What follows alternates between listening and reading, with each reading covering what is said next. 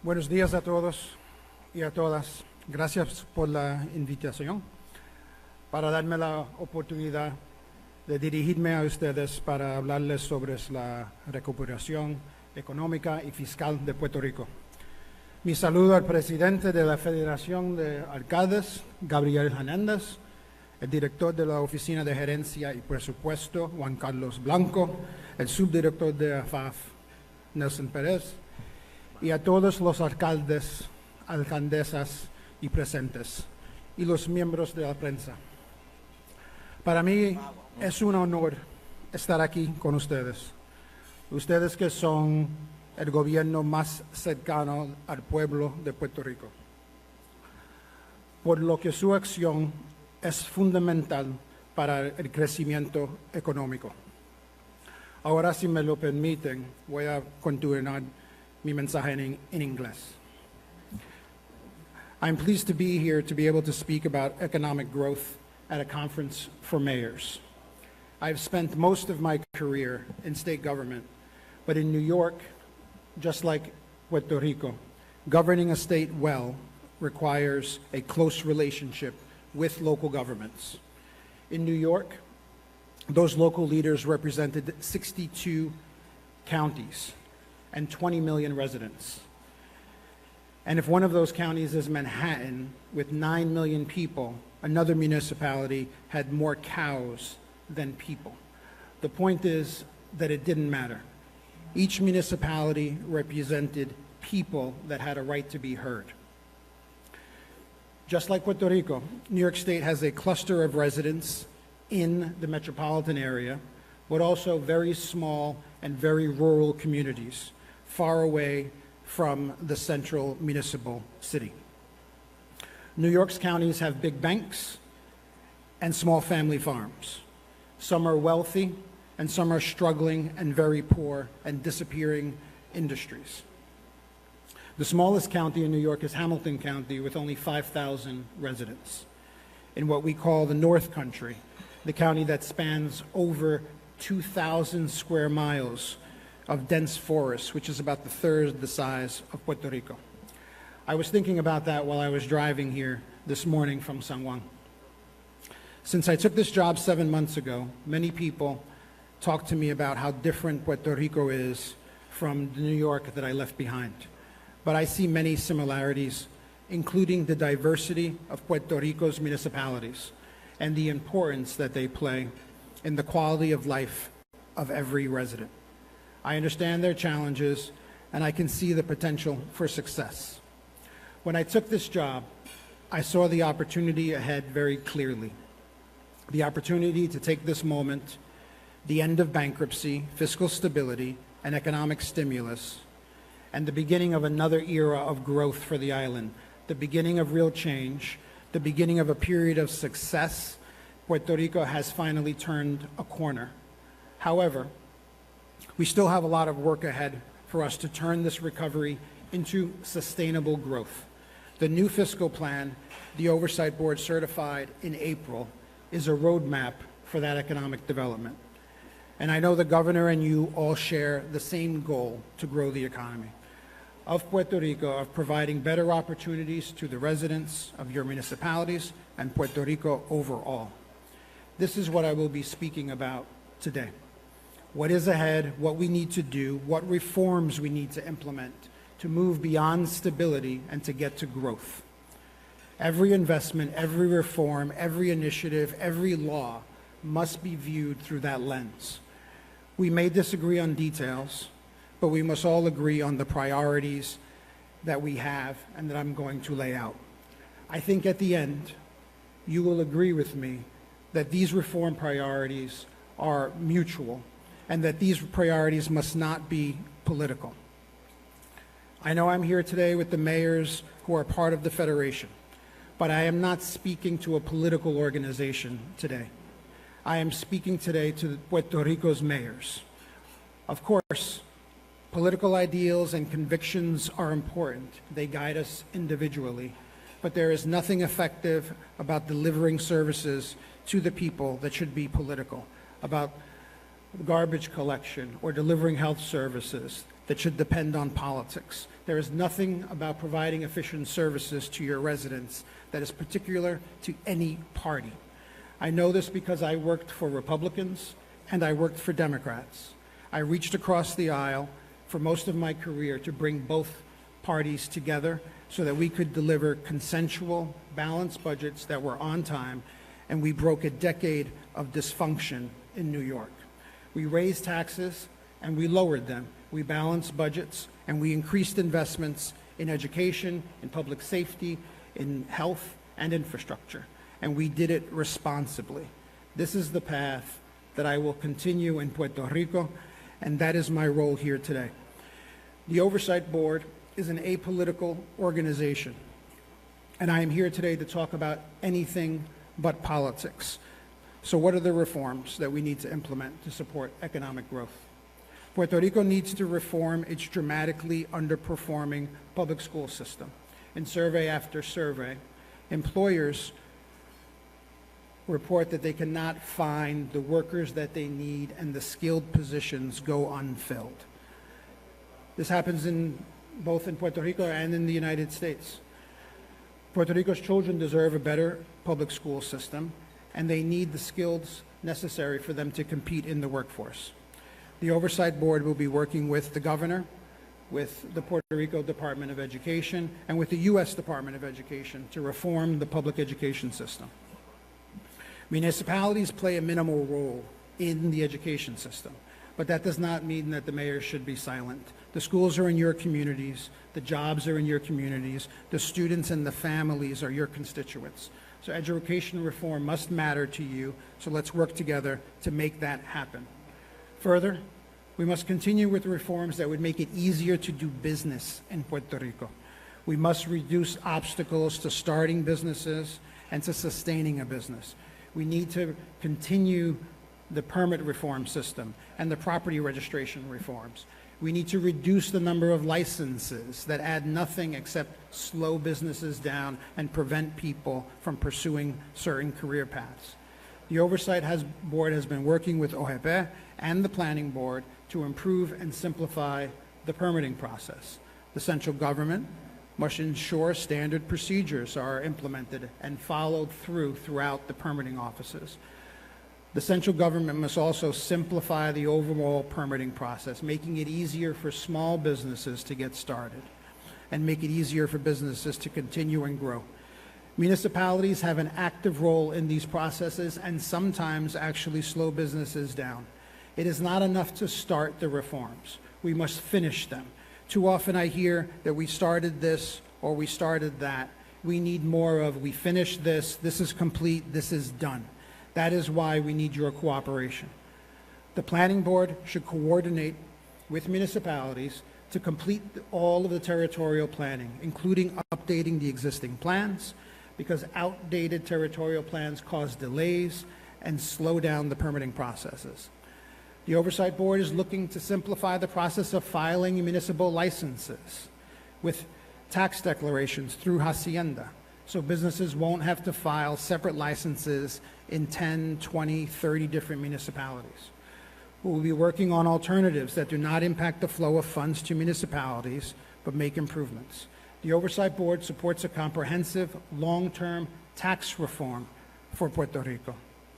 Previous fiscal plans did not include tax reform, but the Oversight Board has long held and communicated that tax reform is important for Puerto Rico to make sustainable economic improvements. The government must continue its efforts to reduce the tax system's complexity, enhance equity, increase transparency, reduce tax administrative costs and compliance costs, and maintain, if not enhance, revenue. Any potential reform must be done fiscally responsible. Tax incentives should be evaluated based on economics and not politics. And those that do not provide a significant positive return should be eliminated or reduced. Any potential tax reform should be linked to the overall impact on the economy and the overall economic development strategy. And finally, tax reform must work to attract new businesses and new investment without harming local businesses and existing ones. It must incentivize Puerto Rico's businesses to expand and hire more. CRIM must continue to reform the property tax system.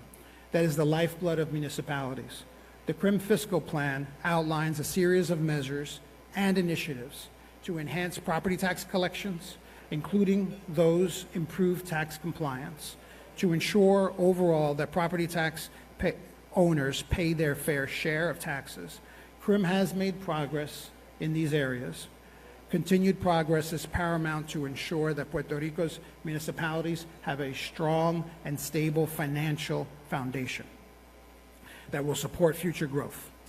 The inventory tax is another unique feature of Puerto Rico's tax code that not only harms the economy, but directly increases costs for everyone living on the island. It is time that we work together to fix this very damaging tax. I know this might sound difficult to some of Puerto Rico's mayors that rely on those revenues, but it doesn't have to be that way. We will evaluate the effect of any reform very carefully because we know that this revenue stream is a significant source of income for municipalities. But we cannot overlook the fact that the inventory tax in its current form is an obstacle to economic growth. This is an undeniable truth. Taxing inventory keeps supplies low, and that makes us vulnerable to supply shortages at critical moments. Every economist, every business owner I spoke to brings this up. It is our focus to grow the economy, and if that's our focus, then we cannot ignore the things that make us less competitive. The idea is to reform the tax so municipalities retain their current income from the tax without growing the burden on businesses who intend to increase their inventory, and on the households and the families that have to pay for it. We must also acknowledge that each municipality faces different challenges and different opportunities. The budget resolution for the current fiscal year, 2024, which the legislature submitted, the Oversight Board certified, and the governor signed, for the first time all three since 2021, includes $66 million from the unused consolidation fund.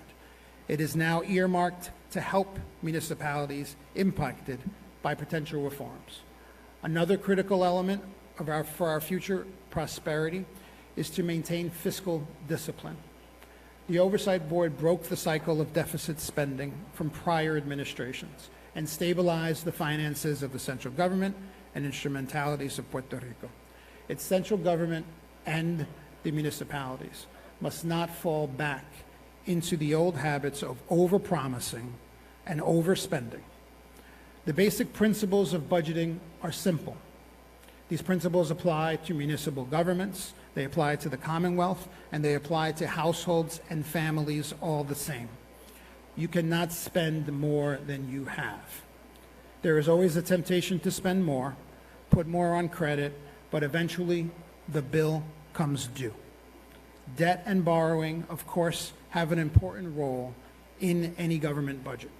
As a former budget director, I know the benefit of debt and how much it can add to government's finances. Borrowed money, if invested well, can drive economic growth. When squandered, it leads to bankruptcy. Borrowed money should never support day-to-day operations, only investments, mostly into infrastructure that will have long-lasting impact for generations to come. Here, too, the Oversight Board has supported municipalities. The Oversight Board approved 58 municipal loan transactions for a total of $381 million under Section 207 of PROMESA, including $70 more million for new debt issuances and $11 million of advances to provide municipalities with working capital to pre-fund 30 FEMA disaster recovery projects. The purpose of these 207 refinancings was mainly to better align debt service with annual tax revenues. Instead of paying a $7 million balloon debt payment in 1 year for one municipality, a municipality can re-amortize the debt service over a longer period of time. Most importantly, however, municipalities must plan well to effectively spend the money that is available to them right now. Puerto Rico's municipalities have a substantial resources to fund their operations currently. In total, municipalities will receive $280 million from the central government general fund in this year's budget, including $44 million for the Municipal Equalization Fund, $51 million from the Extraordinary Waste Fund, another $30 million to provide one-time funding to support the most vulnerable municipalities who are most dire fiscal circumstances. And municipalities will receive $81 million of financial relief in accordance with the assess municipal relief formula. Most importantly, municipalities have been receiving billions in disaster recovery and pandemic-related stimulus funds from the federal government. Municipalities were obligated over $2 billion in one-time federal funding in response to COVID-19, which has almost entirely been dispersed by now. Governor Pierluisi provided additional one-time funding for each municipality, and municipalities were obligated almost $4 billion by FEMA. Only 23% of that has been dispersed, which means that there is $3 billion still coming. These funds present a once-in-a-lifetime opportunity to rebuild the economy. The Oversight Board has very little, if any, visibility into if and how the dispersed funds have actually been spent. The Oversight Board's authority will monitor the flow of federal funds because the fiscal plan relies on the strategic disbursement of those funds in order to grow the economy. The effective and efficient use of the federal funds must be used to stimulate economic growth and improve the lives of everyone on the island. It is a matter of great interest of all members of Congress and the Biden administration. It is the first thing that I usually get asked when I am in Washington, and it illustrates how closely the federal government is watching everything that is happening in Puerto Rico. News stories about misused funds are noticed and do not help. The loss of confidence in government procurement is always one news story away. Everywhere, not just in Puerto Rico. But given where we are in our economic recovery, and given how important the federal funds are to strengthening the recovery, let's all avoid giving reasons to write any of those stories. The future funding and making sure that money continues to flow to the island is depending on them having confidence in how those funds are administered. It is paramount that these funds are invested in growth projects. None of these funds should be used to increase recurring expenses. Operating budgets must be funded with recurring revenue, and this is another simple budget principle. Puerto Rico's economic recovery right now is, to a large part, driven by the unprecedented influx of one-time federal funds. Our analysis does not point to sustainable economic growth without these funds. If we strip the effects of the relief funds from our economic projections, Puerto Rico's economic growth could decline over the next 5 years. And even now, Puerto Rico's underlying GNP has not returned to the fiscal year 2016 levels, although it is growing. When I sit down with Puerto Rico's economists, not one challenges the overall trend. We need to focus, we need to act, we have the things that we need to improve the economy, but it is up to us, the central government, you, the mayors, and the business community to turn the recovery and investments into lasting economic growth and prosperity. The governor and his administration, and all of you, the mayors, are working on making the recovery sustainable. So are we, the Oversight Board. Let us work together, another push to implement the critical reforms, education, ease of doing business, tax reform, and push forward and make this actually happen so that we can actually say that we've completed these things, not that we have started them. And let me briefly touch on one other critical reform, Puerto Rico's energy transformation. There will be no economic growth without sustainable electricity, and I urge you to continue to support the governor and the Oversight Board as we complete the transformation. The transformation has made substantial progress. Working with the government, we broke the inefficient government monopoly. We split the management from power generation. We transferred not ownership, which Puerto Rico still maintains, but management to private operators. Puerto Rico retains the valuable asset, but the government no longer manages it. We created a path to implement the will of Puerto Rico's elected officials to move aggressively to renewable energy, and the power system is now overseen by an independent regulator. We are working to get PREPA's unsustainable debt restructured, and hopefully we will have that completed this year.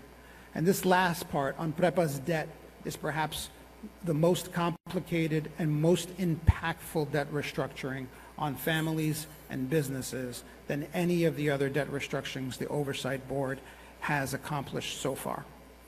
The board can only approve what experts consider affordable. Bondholders are demanding more than what we have offered so far, and the public, who is worried about their electrical bills, are very concerned. Nevertheless, we hope we will close this last chapter of the debt restructuring soon, this year, and in the best interests of all involved. We know what is at stake for Puerto Rico. Our proposed solution remains a plan of adjustment. We filed a proposed plan in December. In June, the Oversight Board certified a new fiscal plan for PREPA that included new projections that impacted how much debt we think was affordable for PREPA.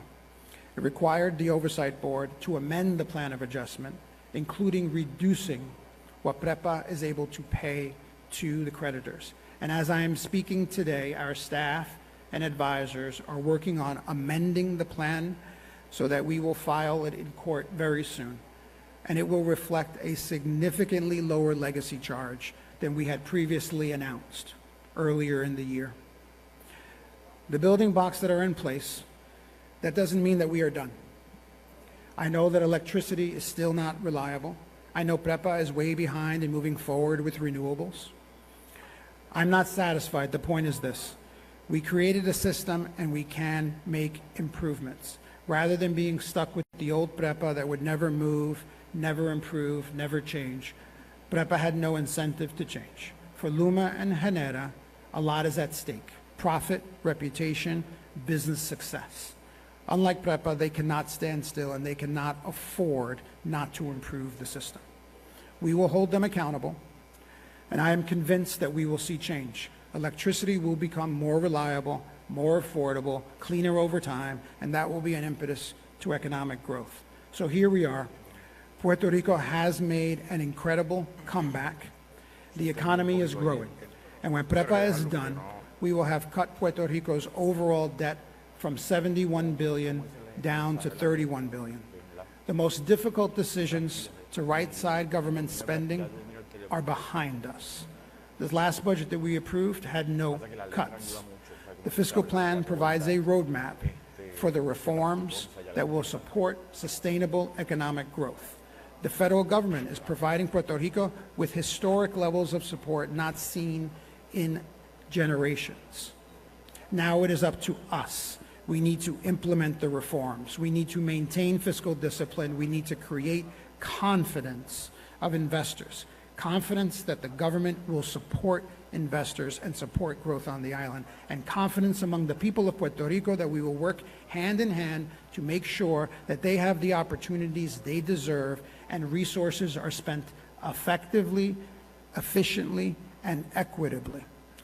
Every decision, every priority, every project must be seen through the lens of economic progress. I have been in this job for 7 months. The trips that I made to visit the mayors have been very important to me. And I'm glad to say a lot of fun, actually. So thank you, Mayor Gabriel Hernandez, who was one of the first that I visited in May in his city. I make this promise today. I will visit as many of you as I can, as often as I get invited, in your municipalities. So I hope to see all of you very soon. Thank you.